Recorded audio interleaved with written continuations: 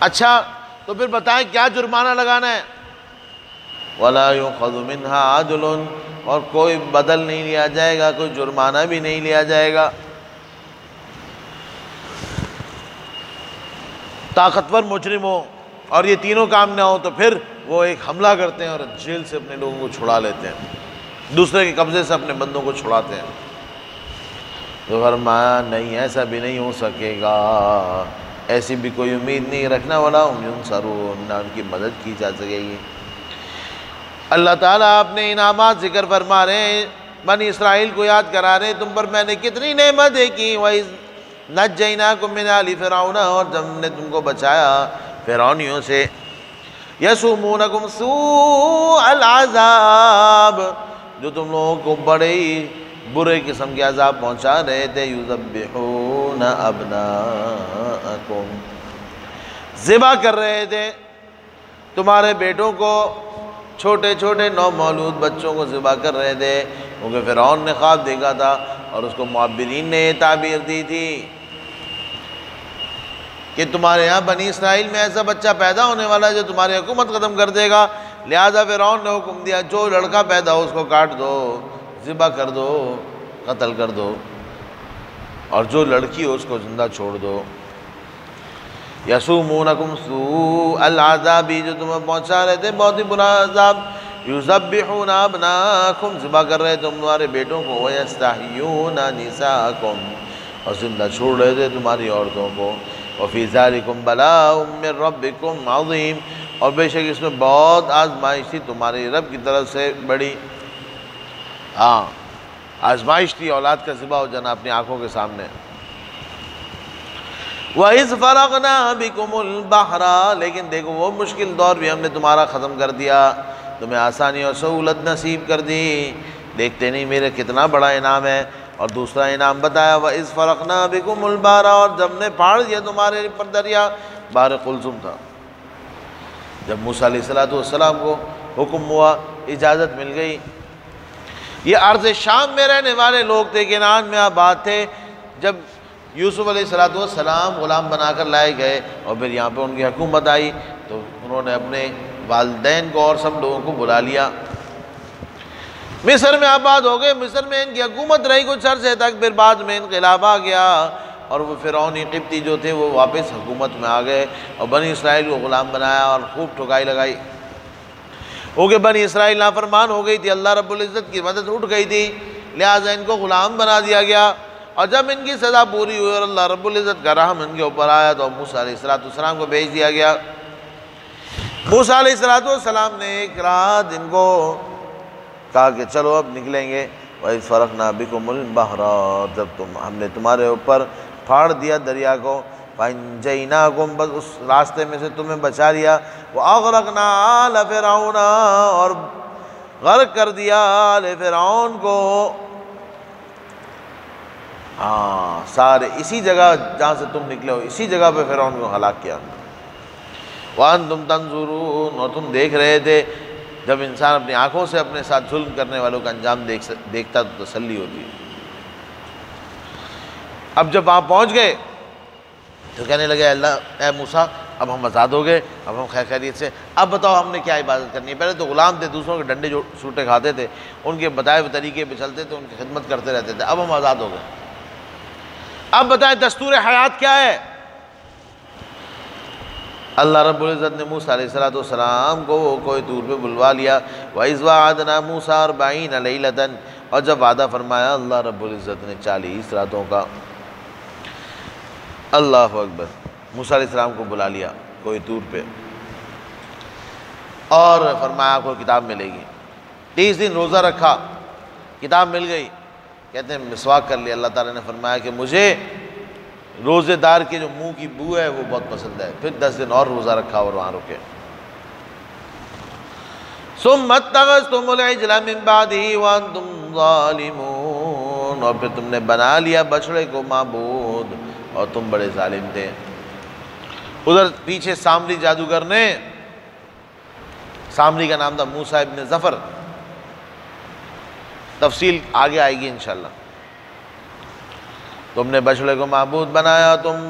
ظالم تھے، ثم عفونا عنکم، پھر ہم نے تم کو معاف کیا، من بعد ذلک، اس کے بعد، لعلکم تشکرون، تاکہ تم شکر ادا کرو۔ وَإِذْ آتَيْنَا مُوسَى الْكِتَابَ وَالْفُرْقَانَ لَعَلَّكُمْ تَهْتَدُونَ،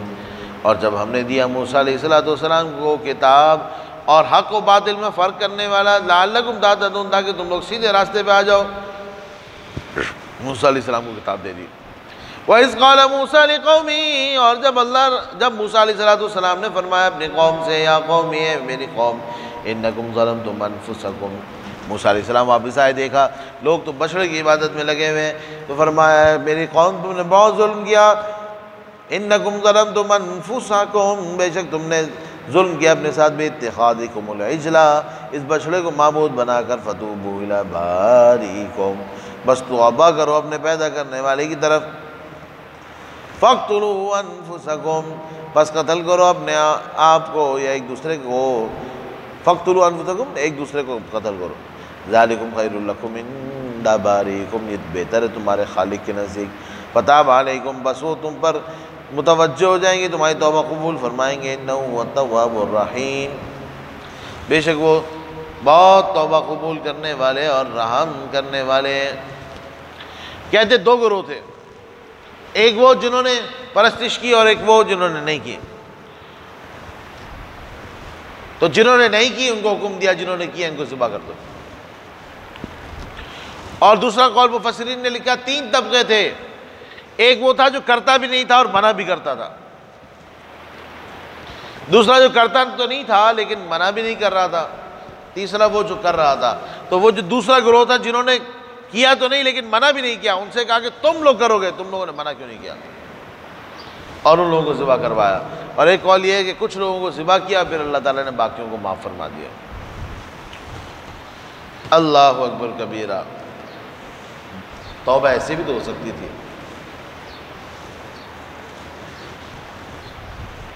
ہر جگہ ایسے توبہ نہیں ہوتی۔ اسلام میں بھی جس نے عمدن قتل کیا ہے وہ توبہ کرے گا، لیکن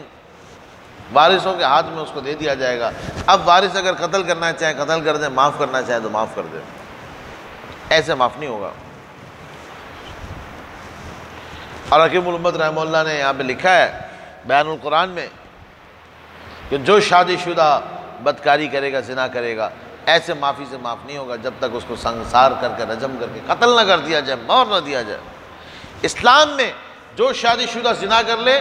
وہ ایسا ہے جیسے اس نے اپنے موت کے پروانے پہ دستخط کر دیے، اب وہ واجب القتل کی طرح بن گیا، اس کی توبہ ایسے ہے۔ تو صحابی آئے آپ صلی اللہ علیہ وسلم کے پاس اور آ کے اقرار کیا ہے اللہ کے رسول مجھ سے گناہ ہوا ہے، اور 4 دفعہ گواہی دی۔ آپ نے فرمایا پکڑو، باندھو اس کو، اور پھر سنگسار کر کے پتھر مار مار کے قتل کر دیا جاتا ہے، تب توبہ قبول ہوتی ہے۔ ہر جگہ بس صرف توبہ توبہ سے کام نہیں چلے گا، جرم بڑا ہوگا تو سزا بھی بڑی ہوگی، اللہ تعالیٰ محفوظ فرمائے۔ ہمارے یہاں بھی قاتل عمد کے لیے قتل کے بغیر کام نہیں چلے گا۔ السیف محاء للذنوب، حدیث شریف میں آتا ہے، یہ جو تلوار ہے نا، تلوار یہ گناہوں کو پاک کرنے والی ہے۔ اللہ اکبر کبیرہ۔ پھر امت محمدیہ کی وجہ سے بہت سی آسانیاں بھی ہمارے اوپر۔ اللہ اکبر۔ وَإِذْ قُلْتُمْ يَا مُوسَىٰ لَن نُّؤْمِنَ لَكَ، اور جب تم نے کہا ہے موسیٰ ہم اس وقت تک نہیں مانیں گے، نہیں ایمان لائیں گے، حَتَّىٰ نَرَى اللَّهَ جَارَةً، یہاں تک کہ آپ اللہ تعالیٰ کو ہمیں سامنے دکھا دیں۔ موسیٰ علیہ السلام نے تورات لے کر آئے، سب بتائی پڑھائی، کہنے لگے ہمیں کیا پتہ، اللہ تعالیٰ نے دیے کہ تم خود ہی لے آئے ہو، ہمارے سامنے اللہ تعالیٰ دیں گے، بات کریں گے تو مانیں گے۔ وَاخْتَارَ مُوسَىٰ 70 رَجُلًا، موسیٰ علیہ السلام نے 70 آدمی جو ہے نا اپنی قوم کے منتخب کیے اور ان کو کوہ طور پہ لے گئے۔ کوہ طور پہ چلے گئے، اللہ رب العزت کی آواز آنا شروع ہو گئی، موسیٰ علیہ السلام بات کر رہے ہیں، اللہ تعالیٰ کی آواز آ رہی ہے، یہاں تک تو پہنچ گئے، کہنے لگے نہیں نظر تو نہیں آ رہے ہمیں۔ اب جب الٹی بات کی نا کہ ہمیں تو نظر ہی نہیں آ رہے، اللہ تعالیٰ ہمیں نظر آئیں گے تو ہم مانیں گے، اللہ رب العزت نے آسمان سے بجلی گرائی، وہیں سب جل کر خاکستر ہو گئے، ختم ہو گئے۔ آ بھی گئے، اللہ رب العزت کی آواز سن رہے ہیں براہ راست، کوہ طور پر آئے ہوئے، مزید تصدیق کے لیے ان کو بھیج دیا۔ اللہ تعالیٰ کو کیا ضرورت ہے کہ آپ اللہ تعالیٰ اپنا آپ ثابت کرائیں، پھر بھی کیا، لیکن اس کے باوجود الٹی بات کی، حتی نر اللہ جارتاً، ہم تو ایمان نہیں لائیں گے جب تک اللہ تعالیٰ کو سامنے نہ دیکھ لیں۔ فَأَخَذَتْكُمُ الصَّاعِقَةُ، بس پکڑ لیا تم کو ایک بجلی نے، وَأَنْتُمْ تَنظُرُونَ، اور تم دیکھ رہے تھے، کھڑک کر کے ایک بجلی آئی، سب جلا کے رکھ دیا۔ ثُمَّ بَعَثْنَاكُم مِّن بَعْدِ مَوْتِكُمْ لَعَلَّكُمْ تَشْكُرُونَ، پھر اٹھایا تم کو بات تمہارے مننے کے تاکہ تم لوگ احسان مانو۔ کہتے موسیٰ علیہ السلام نے فرمایا اللہ آپ ان کو وہاں بھی ہلاک کر سکتے تھے، اپنے ملک میں اپنے گھروں میں بھی ہلاک کر سکتے تھے، یہاں آ کے میرے گلے میں آ جائیں گے، تم لے گئے ہمارے 70 آدمی، 70 کو مروا دیا۔ اللہ تعالیٰ نے موسیٰ علیہ السلام کی دعا اور شکوہ قبول فرمایا اور زندہ کیا۔ وَظَلَّلْنَا عَلَيْكُمُ الْغَمَامَ، اور ان کو حکم ہو گیا تھا کہ چلو جاؤ اپنے اصلی گھر شام کی طرف جاؤ۔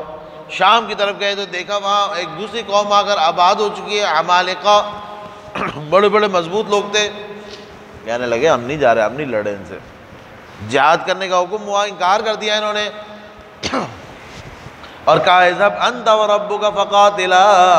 آپ اور آپ کا رب جا کے لڑیں، انا ہنا قاعدون، ہم یہیں بیٹھے ہیں، آپ لوگ جائیں، آپ لوگ جا کے لڑیں۔ اللہ رب العزت نے اس نافرمانی اور اس انکار کی وجہ سے ان کو وادی تیہ کے اندر 40 سال تک قید رکھا، گھومتے پھرتے، صبح چلتے شام کو پہنچتے تو واپس وہیں پہ ہی ہوتے تھے۔ شکایت کی ہمارے خیمے پھٹ گئے، سب کچھ ختم ہو گیا، بہت تیز دھوپ ہے، اللہ تعالیٰ نے اس سزا میں بھی ان کے لیے نرمی فرما دی، اور بادل آ گئے، اس بادل کا ذکر ہے ثم بعثنا وَظَلَّلْنَا عَلَيْكُمُ الْغَمَامَ، اور ہم نے تمہارے اوپر سائبان کیا بادل کا، وَأَنزَلْنَا عَلَيْكُمُ الْمَنَّ وَالسَّلْوَىٰ، اور ہم نے اتارا تمہارے اوپر من اور سلوہ۔ وہاں میں اب رہتے ہوئے کیا کھائیں؟ اللہ رب العزت کی طرف سے دو قول ہیں، ایک یہ کہ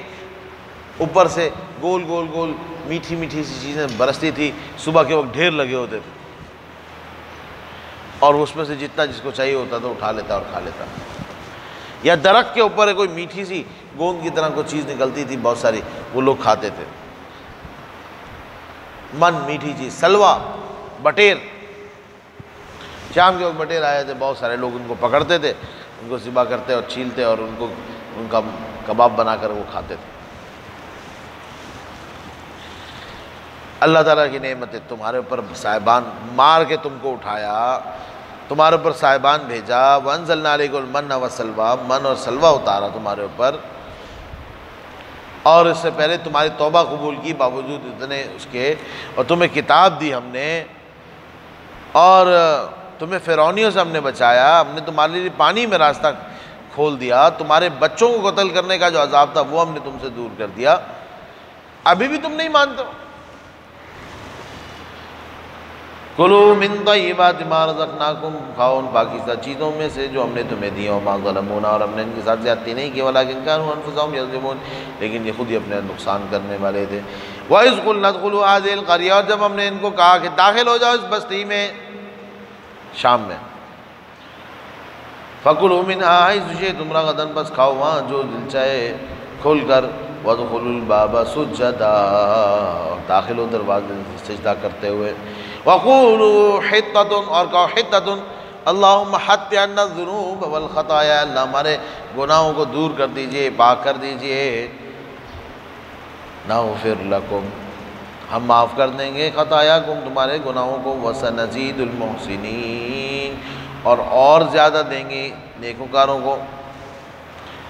انہوں نے کہا کہ ہمیں اور چیزیں بھی چاہیے، تنگ آ گئے ہم۔ اللہ تعالیٰ نے فرمایا جاؤ بستی میں چلے جاؤ، وہاں سب کچھ ملے گا۔ فَبَدَّلَ الَّذِينَ ظَلَمُوا قَوْلًا غَيْرَ الَّذِي قِيلَ لَهُمْ، بس تبدیل کر دی بات ظالموں نے اس سے جو ان کو کہی گئی تھی۔ ان کو کہا گیا تھا حِطَّةٌ، کہو، انہوں نے کہا حِنطَةٌ، گندم۔ فَأَنزَلْنَا عَلَى الَّذِينَ ظَلَمُوا رِجْزًا، بس اتارا ہم نے ظالموں پر عذاب من السماء، آسمانوں سے، بما كانوا يفسقون، بوجہ ان کے فسق کرنے سے۔ یہ جو مذاق اڑایا، اللہ رب العزت کی طرف سے عذاب آیا، فانزلنا علی الذین ظلموا، ظالموں پر کہتے ہیں طاعون آ گیا، ایک قول کے مطابق صبح سے دوپہر تک 70,000 آدمین گئے، فارغ ہو گئے، سب مر گئے۔ اللہ کا ایسا عذاب آیا، جو کہا گیا تھا اس کو بدل دیا۔ اس آخری آیت کی تشریح کل انشاءاللہ تھوڑی سی مزید کریں گے۔ وبہذا القدر نکتفی اليوم وللہ الحمد اولا وآخرا، نستغفرک اللہم ونسألک السلام والعافیہ، لا الہ الا اللہ وحدہ لا شریک له، لہ الملک وله الحمد وهو علی کل شیء قدیر۔ اللہ تعالیٰ درس اپنے رضا کے لیے قبول فرمائے، علم دین کو پڑھنے پڑھانے، قرآن کریم سے تعلق قائم رکھنے، اور قیامت کے دن اس کو ہمارے حق میں شافع بنائے۔ الہ العالمین یا رب العالمین، جتنے بیمار ہیں مریض ہیں ان سب کو صحت تندرستی نصیب فرمائے، جو پریشان حال ہیں ان کی پریشانیاں دور فرمائے، آسانی و سہولتوں کے فیصلے فرمائے۔